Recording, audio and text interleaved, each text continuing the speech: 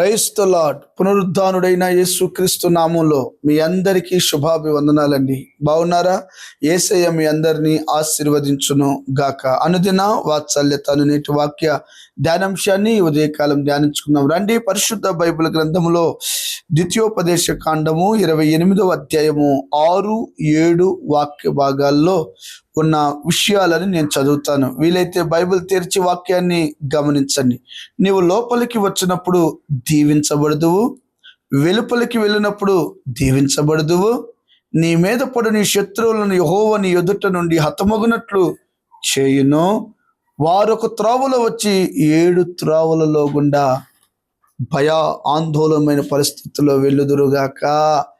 దైవజనమా, చదవబడిన ఈ వాక్య భాగములో దేవాతి దేవుడు ఈ వాక్యాన్ని వింటున్న నీతోనూ నీ కుటుంబంతోనూ లైవ్ లో చూస్తున్న ప్రతి బిడ్డతో మాట్లాడుతున్న ఒక చక్కటి మాట ఏంటో తెలుసా? ఈ రోజున చాలా మంది జీవితాల్లో ఆఫీస్ కని బయలుదేరి వెళుతున్నారు కానీ తిరిగి రాలేని పరిస్థితుల్లో ఉన్నారుగా. వాక్యంలో రాయబడి ఉన్న ఒక చక్కటి మాట ఏంటో తెలుసా? నువ్వు క్షేమంగా ఆఫీస్కి వెళ్తావు, మరలా క్షేమంగా తిరిగి ఇంటికి వస్తావు.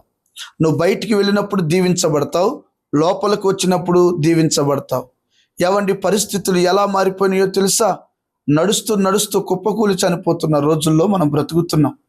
తింటూ చనిపోయే రోజుల్లో మనం బ్రతుకుతున్నాం. ఈరోజు దేవుని ఆశీర్వాదం అనేది మనకు తోడుగా లేకపోతే, దేవుని యొక్క దీవెన మనకు తోడుగా లేకపోతే అడుగులు ముందుకు వేయగలమా? నీ అహమైనా, బలమైనా, జ్ఞానమైనా, తెలివైనా ఏది దేనికి పనికిరాదు.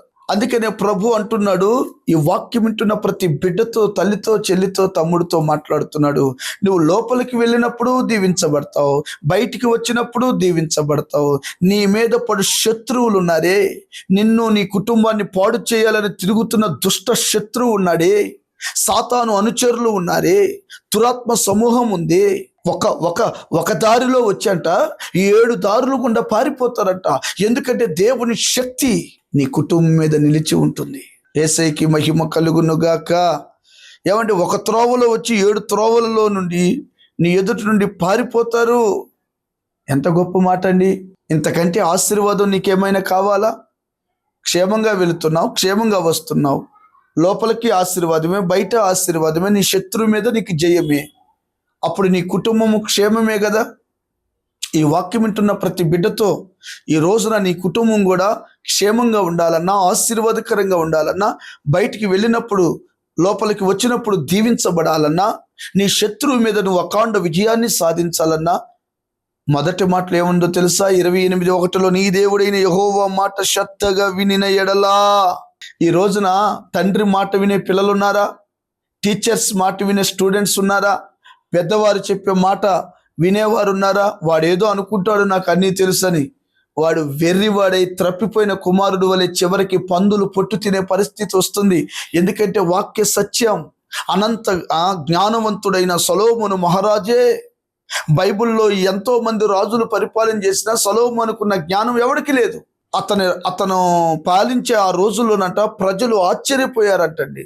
కానీ చివరికి వెర్రోడైపోయాడు. అందుకే నేను బ్రతిమలాడుతున్నాను దండం పెట్టి, ఈ వాక్యం విన్న తరువాతైనా నీ దేవుని మాట, నీ సేవకుని మాట, పరిశుద్ధాత్మని యొక్క మాట నువ్వు విని లోబడి నడిచిన ఎడల నీవు దీవించబడతావు. శత్రువు మీద విజయము కలుగును గాక. తలలు వంచండి, ప్రార్థన. ప్రేమ కలిగిన మహాపరిశుద్ధుడు అయిన తండ్రి, లోపలికి వెళ్ళినప్పుడు దీవెన, బయటకు వచ్చినప్పుడు దీవెన, శత్రువు మీద దీవెన కలగ చేయాలంటే నీ మాటకు లోబడే ఒబీడియన్స్ కృప మాకు దయచేయమని యేసు నామమున అడిగి పొంది ఉన్నాము తండ్రి. Amen. Thank you. God bless you. దేవుడు మీ అందరినీ ఆశీర్వదించును గాక. ఏవండి, ఒక మాట, ఈ వాత్సల్యత వింటున్నారు కదూ, అనేకులకు షేర్ చేయండి, తెలియపరచండి. ఈ రోజున ప్రస్తుత పరిస్థితుల్లో ఎక్కడికో వెళ్ళి మనం సువార్త చెప్పలేం. చక్కగా యూట్యూబ్లో అందుబాటులో ఉంది కనుక తెలియపరచండి. మీద ఏదైనా ప్రాముఖ్యమైన సమస్యలు ఉంటే కామెంట్ రూపంలో తెలియపరచండి. కొన్ని చెప్పలేని ఉంటే కనుక మా ఫోన్ నెంబర్ ఉంటుంది, ఫోన్ చేయండి. God bless you. దేవుడు మిమ్మల్ని దీవించును గాక. ఆమెన్.